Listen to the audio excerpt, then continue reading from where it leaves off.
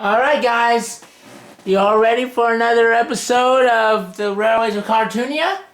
Well, here we go, and this is episodes 2 to 3. So that means that this is going to have 2 episodes in one video. So, if you're all ready, let's get started in 3, 2, 1, and start. Oh wow! And to start, we got a music video. Time Machines. That was lady again.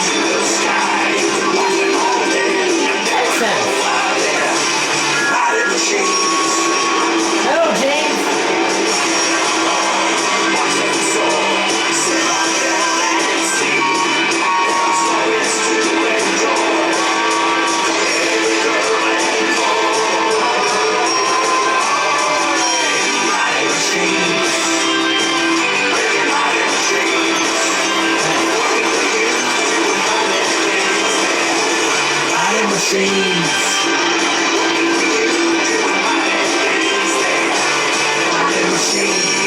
The Railways of Cartoonia. Oh wow, I like that. Casey Jr. is a small tender and Casey Jr.'s services on the Railways of Cartoonia.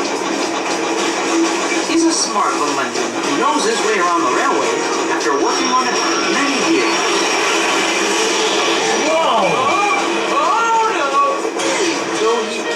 Prone to getting into a few scrapes every now and then. Yeah. One day, he was delivering a train of coal to the Cartoonian yards of the Dreamfleet Railway Company, one of the many railway companies that work the country's railways. Big old Rusty, Dreamfleet's oldest steam engine, was arriving with a load of empties. He had just delivered a load of slates from the quarry all the way up to the docks in Virginia Bay. Hey there, C. Junior. How's things?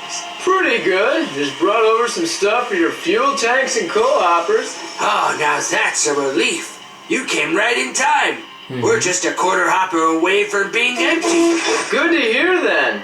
Say, where's Tracy?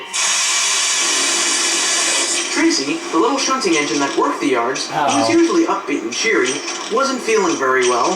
She'd overworked herself in the hot sun, and as a result, had overheated her boiler, which was electrically heated instead of using coal or wood to burn. Oh boy. Oh, sorry, Tracy. You'll have to go to the works in Colville for repairs. We just can't let you risk your boiler bursting work with all those cars and coaches. But sir, who's going to take my mail train? The villagers need to get their packages and letters delivered on schedule. Oh my. Casey Jr. rolled up to the workman and Tracy.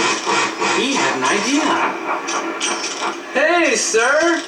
What if I took Tracy's mail train tonight? You, Casey Jr.? Are you sure? Sure can be, sir. I just have a goods train to take to the docks at Grofflin, so I can work her train later tonight. Okay, if you're sure. I'll let the mail depot supervisor, Miss Ella, know.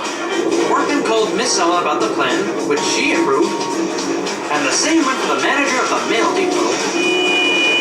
Casey Jr. took his cars to the harbor. I hope Casey Jr. knows what he's doing. Headed back to the sheds for a power. Toots.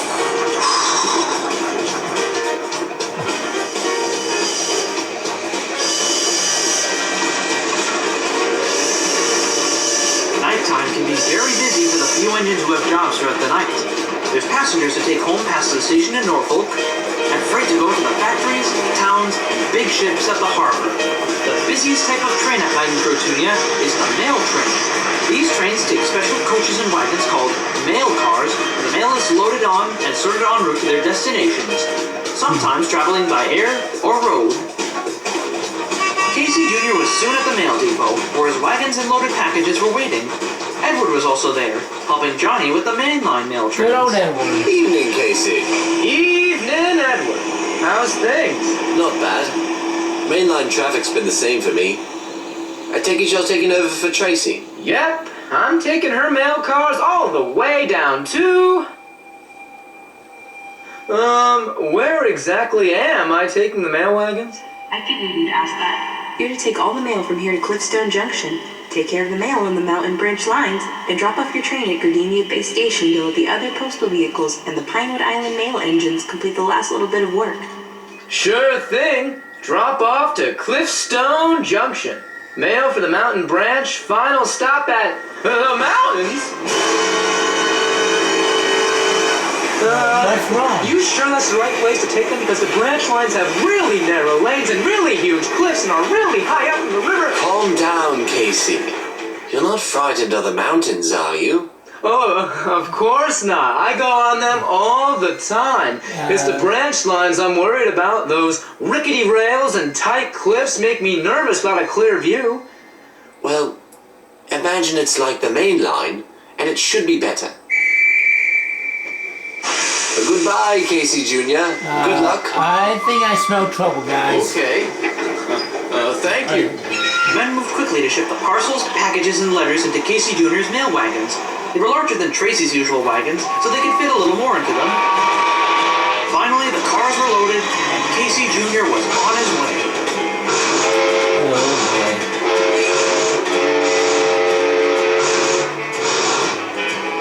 I don't like the looks of this, everybody. And here we go again with the ads. I'm sorry, guys.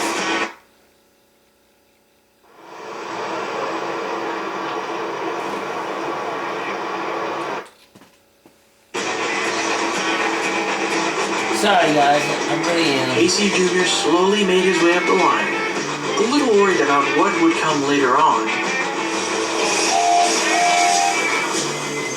Soon made his first stop at Cliffstone Junction. Porters and workmen hurried to load and unload the mail for the towns near the stations and beyond the station. Then they set off the first loop line, which ran from the junction to the mountain and up to the town of Rhodoslopia.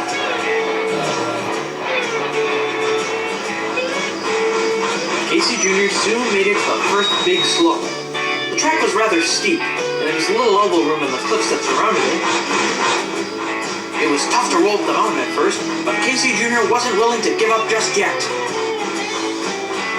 Alright, give it everything we've got. Let's go. Ding. Ding. Come on, come on. Come on, Casey, you got it. Come on. I know. At last, after much pulling and much straining, he was finally at the top of the hill. He felt much more confident. He didn't feel like slowing down now, imagining himself along the main line as Edward suggested. If only at the worst possible time. Oh no! Casey, slow down! You're headed straight for me!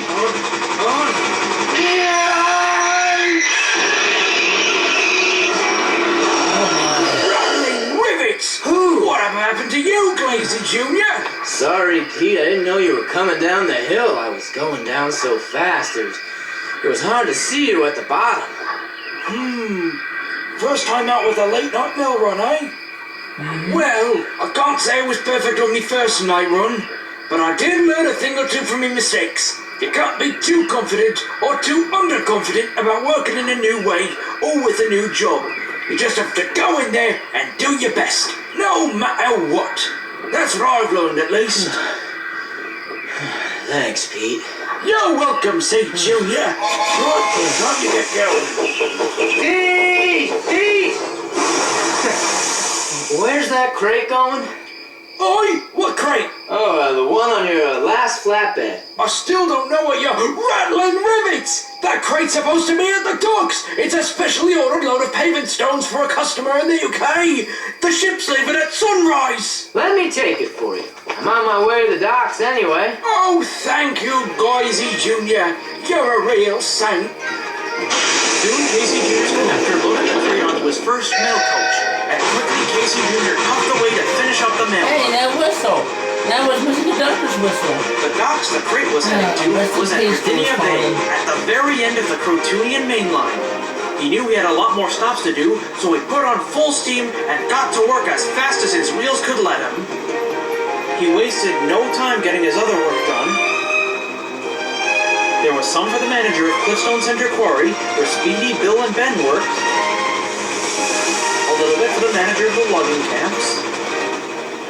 little bit for Rotoscopia Junction, a little bit for the Steelworks in Bluesburg, a little bit for Boston, a bit for the Search and Rescue Team, a little bit for his home in Colville Junction,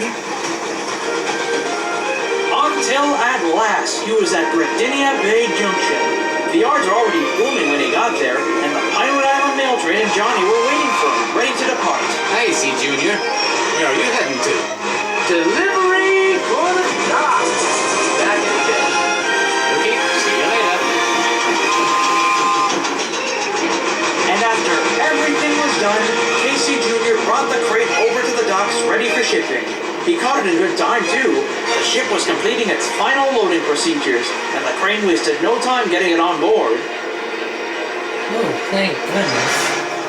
Good job, Later that Casey. morning, Sir Alan Featherington, head of operations on the railways of Crotunia, sent a message for Big Tim to deliver to Casey Jr.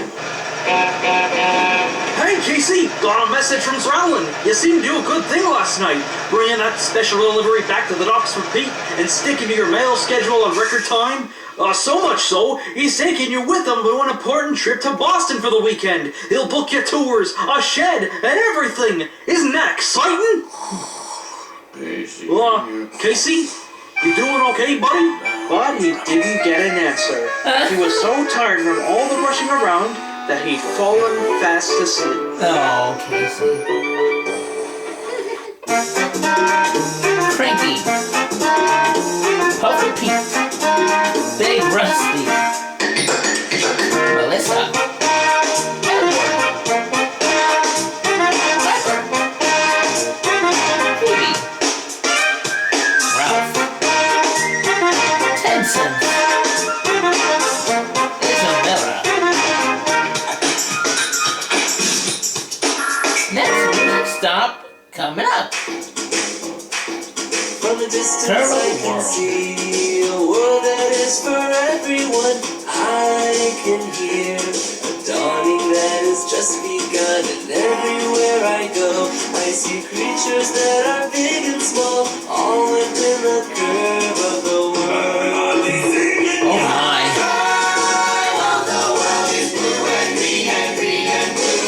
Green and blue. That's cool. Me and you, hey. We can see a world that is for everyone. We can hear a dawning that has just begun. Wow, the end of the thing is now. See creatures that are big and small and all within the curve of the world. All within the curve of the world. Everybody sing it now. You and me and the curve of the world.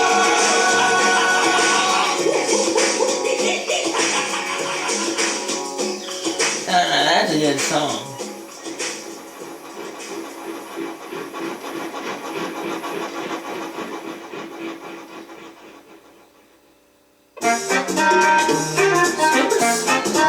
Thomas.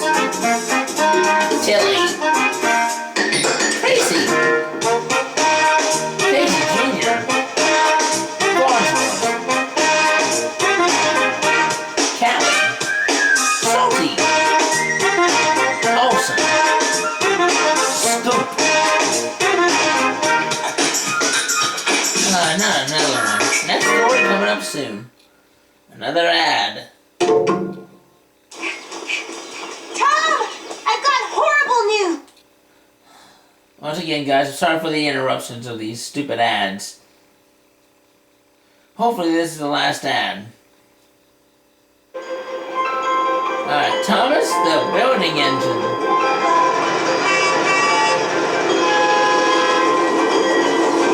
Every so often on the Crotunian railways, engines will be sent to work in unfamiliar places. It was on one of these occasions that Thomas was sent away from his branch line to help with a project up in the hills. There was a new depot being built high in the Cliffstone Mountains. The Crotunian Construction Company had called for a spare shunting engine, being that Brewster, one of the company engines, was having his monthly checkup.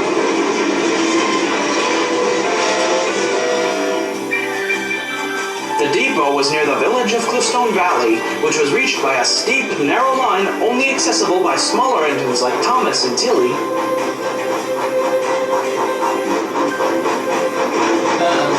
When Thomas arrived at the site, there was a lot of work going on.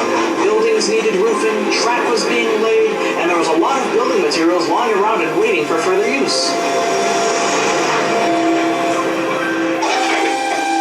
Jack, the front loader, and Scoop, the backhoe digger, were shifting dirt and rubble from new foundations when Thomas whistled in. Hi, Thomas. Hi, Jack.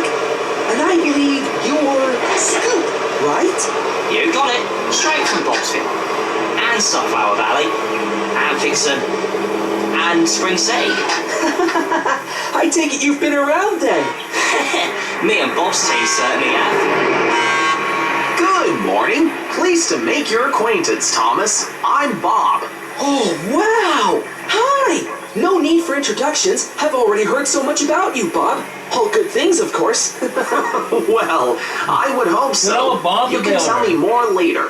Right now, we have a big assignment ahead of us. Oh, yes! What will I be doing? You will be working with Isabella and Packer to pick up and drop off materials for the site. And the forklift will be loading the hub and collect all the spares we send back down. Sure, no problem. It'll be nice to work with a new friend. I'm sure Packer feels the same way. Just don't get too dusty or whip up too much smoke, you two. You know how I am about new paint. Don't worry, Izzy. It's only containers and pipes and things. How many times have I told you, Packer? It's Isabella, not Izzy. Oh, what's wrong with Izzy anyway? Isabella's so long. Takes forever to struggle through. It's undignified. That's what's wrong with it. Thomas couldn't help but smile.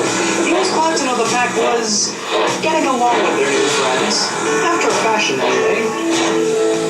There were craning materials for the station, piping materials for plumbing, and supplies like fuel and spare parts of the machines to deliver first. I found out a long time ago. You gotta learn to say yes when life says no. I like this song. Don't dwell on the bad times once every time. That kind of thing that you know will last. 'Cause there ain't no mountain can't climb. You hang on tight, you just make up your mind. Once you set your heart to moving on, son, there ain't no road to go.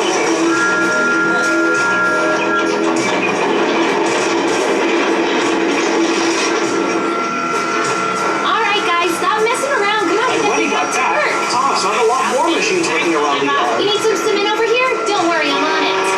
Poetry in motion.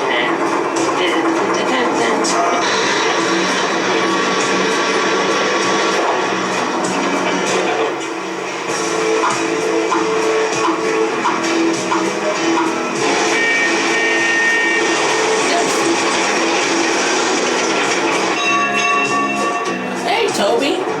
He was so fascinated by all the machines and work going on that Thomas started wishing he could do more.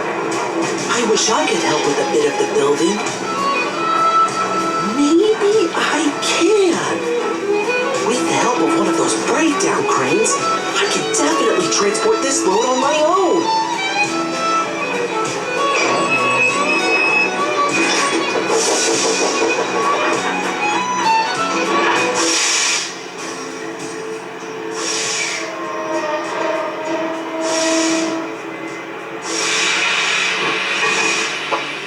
Meanwhile, Lofty the crane was shifting an important roofing section for the station building.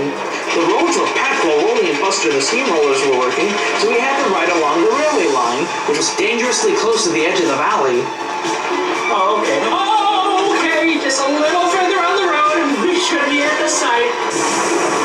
Come on, hurry up. I gotta get my axles greased. So do I. I'll be done faster than you. I'm the better build after all. We'll see about that. Rex! Monty! Get back here! The road's not cleared! Oh, no, you don't. Nearly at the...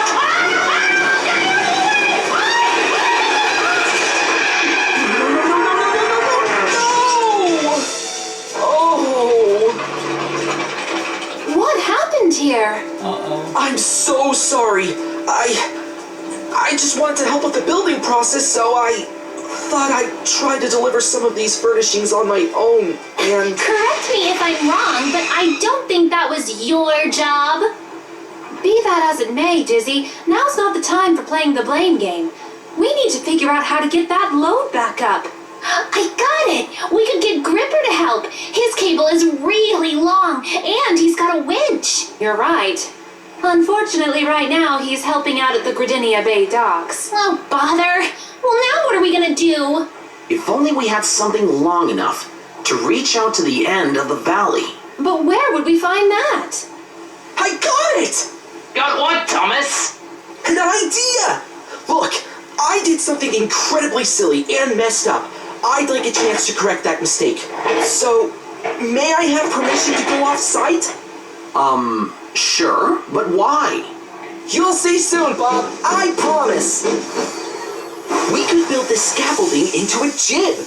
We can hook a winch onto it and use it like an old-fashioned pulley crane to get the crate. That's a brilliant idea, Thomas. Good thinking.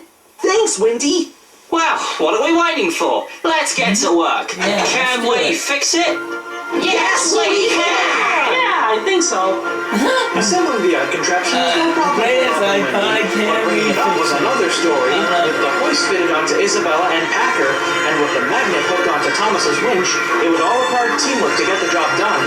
The container was stuck on a very awkward point of the valley. Lofty's magnet made it easy to collect it, but bringing it up would be the ultimate test. Is everybody ready? Ready to work. Time to go to the rescue. Thomas is ready. All right, then. Let's get this show on the road. It was a lot harder to pull a container from off the ground than pulling it on a wagon, but Thomas didn't stop. He kept heaving the container up. I just hope the arm holds. Don't say that.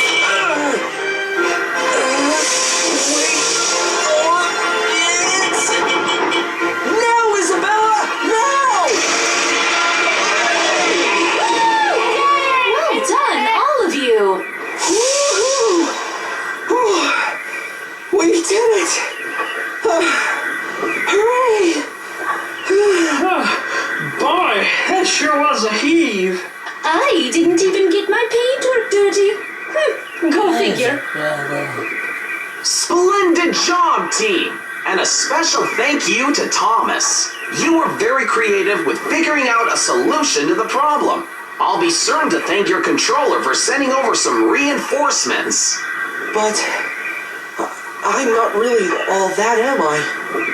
I caused this whole mess, and all because I took up a job before asking. Well, true, but you fixed your mistake and learned from it, I trust? Oh, yes, of course. Next time, I will definitely ask before taking up a job, even if it looks really cool. Then that's all that matters. At the end of the day, you are a really cognitive tank engine. There you go, Thomas. That evening, Thomas went back to the sheds to tell his friends all about the day's adventures. What's more, he had learned a valuable lesson in the importance of correcting his mistakes. As Bob and his friends taught him, with a bit of creativity and teamwork, no problem is too big to solve together.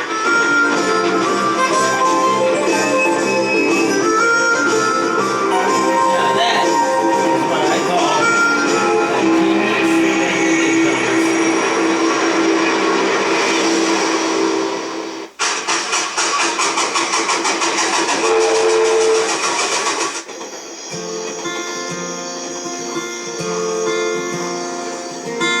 Hey, this was really fun. We hope you liked it too.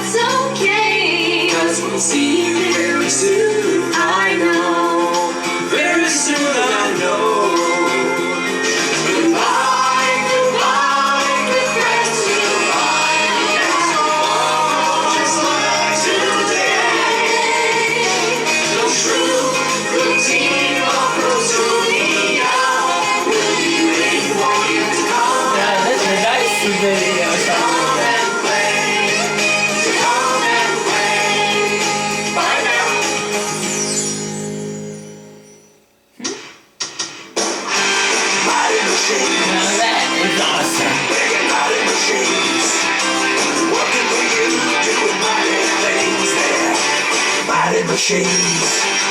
Lifting and pulling and flying so high. Building up to the sky. You can watch them all day and never know why they're mighty machines. Hear them roar, watch them soar. Sit right down and see. There are stories to enjoy from every girl and boy. Mighty machines, making mighty machines, working for you, doing mighty things. Mighty machines, working for you, doing mighty things. Mighty machines.